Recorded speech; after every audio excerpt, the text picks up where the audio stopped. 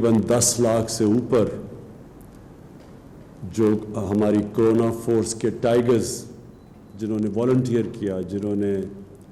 رضاکارانہ طور پہ فیصلہ کیا کہ ہماری مدد کریں گے، میری مدد کریں گے، میں آج آپ سب کا شکریہ ادا کرنا چاہتا ہوں۔ یہ جو فورس، ٹائیگر فورس یعنی جو والنٹیئر فورس، کیوں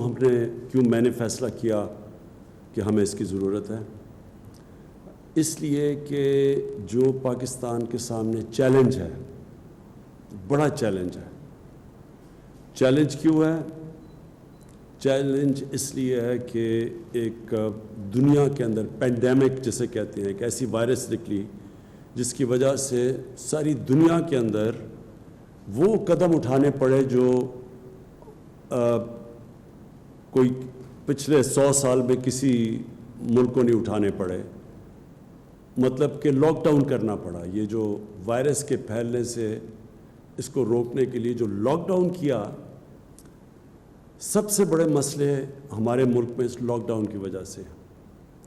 اور اس لاک ڈاؤن کی وجہ سے جو اثرات عام آدمی کے اوپر گئے، غریب لوگوں کے اوپر گئے،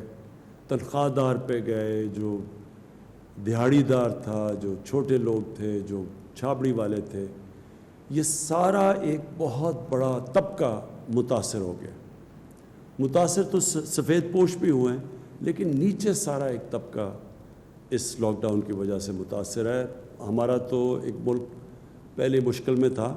لیکن امیر ملکوں کے اندر بھی بہت بڑا مسئلہ آ چکا ہے۔ اور برطانیہ جیسے ملک میں ان کا جو پرائم منسٹر تھا، اس نے اپیل کی والنٹیئر فورس کی،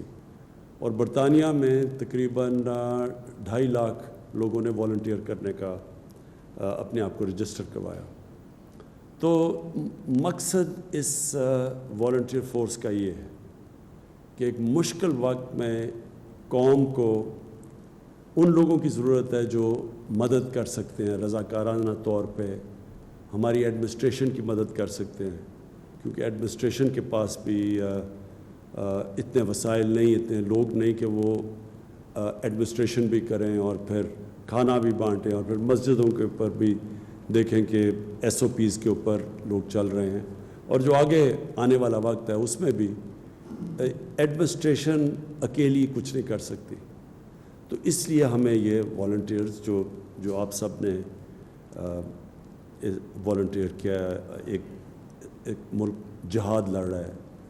ایک مشکل وقت کے لیے، تو میں آپ سب کا پھر سے شکریہ ادا کرتا ہوں۔ میں ایک تھوڑی سی آپ کو بیک گراؤنڈ بتا دوں کہ جب شوکت خانم کینسر ہاسپٹل کے لیے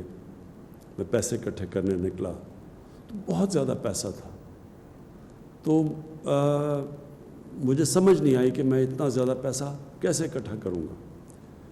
تو تب کسی نے کہا کہ یہ اسکول کے بچے جو ہیں ان کو آپ اپنے ساتھ موبلائز کریں، کیونکہ میں ان دنوں میں کرکٹ کھیلتا تھا، اور جو اسکول کے بچے تھے وہ سب سے زیادہ مجھے فالو کرتے تھے کرکٹ کی وجہ سے۔ تو میں نے ایک عمران ٹائیگر فورس نکالی، اور یہ ہمارے اسکول کے بچے تھے جو کہ پھر ٹائیگرز بنے، جنہوں نے پیسے اکٹھے کیے۔ نہ ہی صرف انہوں نے پیسے اکٹھے کیے، لیکن جب وہ پبلک کے اندر گئے پیسے اکٹھے کرنے کے لیے، تو جو پبلسٹی ملی، اس پبلسٹی کی وجہ سے ہم آخر میں اتنا پیسہ اکٹھا کر سکے کہ پاکستان کا پہلا ایک اسپیشلائزڈ کینسر ہاسپٹل بنا سکے، اور وہ ہاسپٹل جو آج تک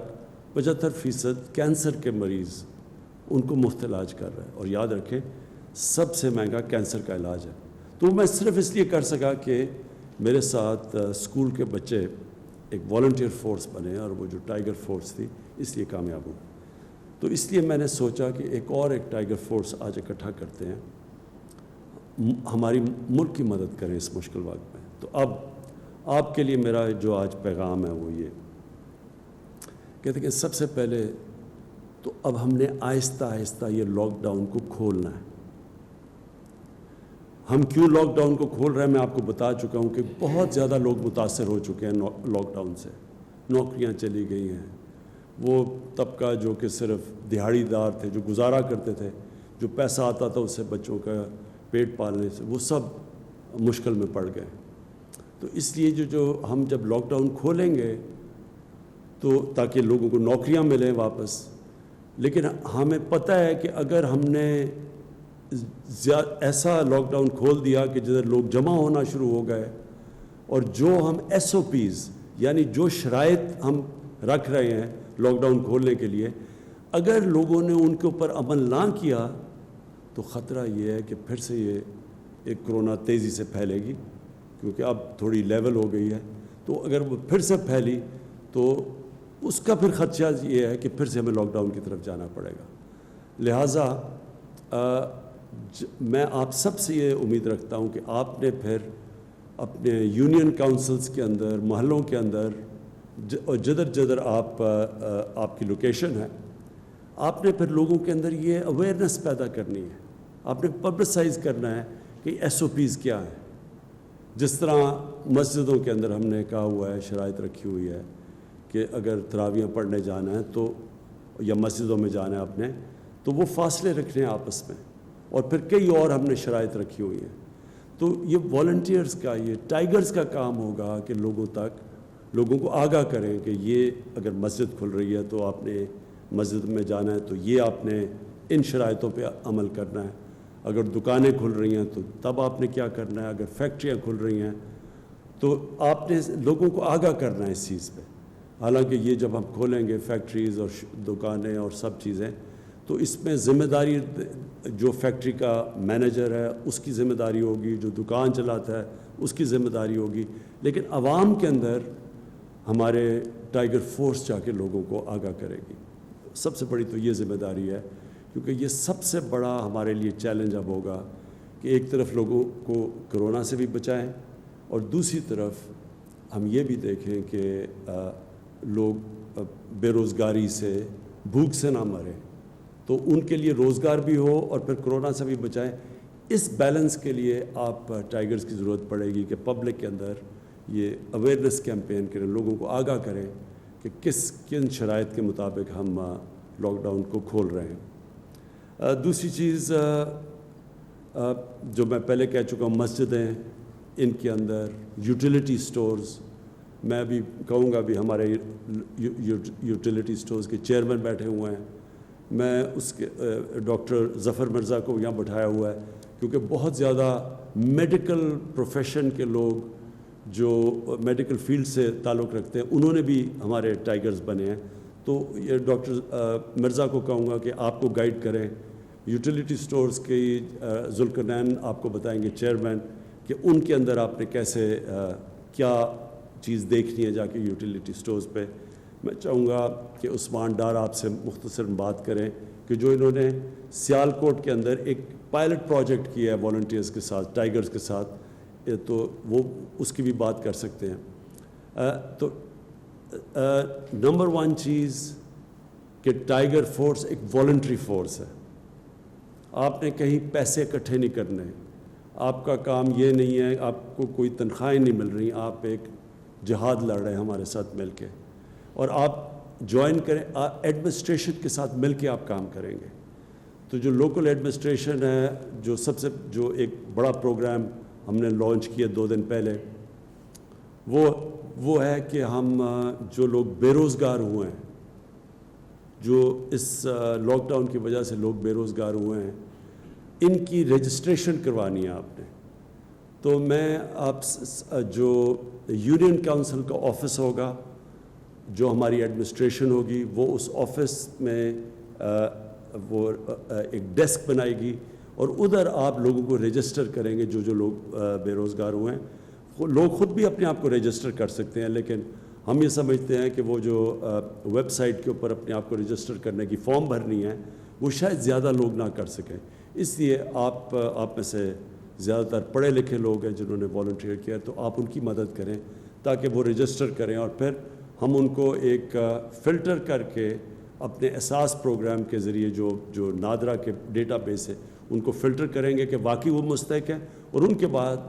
وہی کیش ٹرانسفر کریں گے جو کہ آپ ابھی اساس پروگرام کی کیش ٹرانسفرز کر رہے ہیں،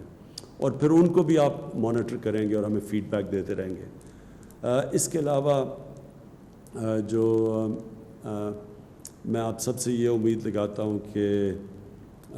یوٹیلیٹی سٹورز کا میں آپ کو بتا بیٹھا ہوں، آپ نے کہیں بھی ذخیرہ اندوزی دیکھی؟ آپ نے دیکھا کہ لوگ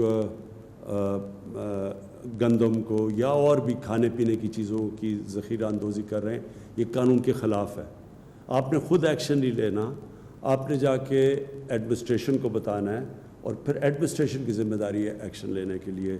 یہ جو بھی لوگ یہ غیر قانونی چوز کر رہے ہیں، ذخیرہ اندوزی سے وہ ہوتا کیا ہے کہ قیمتیں اوپر چلی جاتی ہیں، اور اس سے کیا ہوتا ہے کہ جو ہم کیش ٹرانسفر کر رہے ہیں عام لوگوں کے لیے ان کی مدد کرنے کے لیے، تو جب چیزیں مہنگی ہوں گی ان کے ہاتھ سے جو پیسہ ہوگا وہ زیادہ چیزیں نہیں خرید سکے گا. اس لیے یہ آپ کی بہت بڑی ذمہ داری ہے. تو میں آپ چاہوں گا کہ عثمان ڈار آپ ذرا بریفلی بتا دیں کہ آپ نے سیالکوٹ میں جو پائلٹ پروجیکٹ کیا ہے. سیالکوٹ میں جو ہم نے پائلٹ پروجیکٹ کیا، مجھے بڑی خوشی ہو رہی ہے بتاتے ہوئے کہ 68% ٹائیگر فورس کے جو نوجوان تقریباً 20,000 وہاں سے رجسٹر ہوئے تھے، تو انہوں نے رسپانس دیا جب انہیں ذمہ داریاں دی گئیں.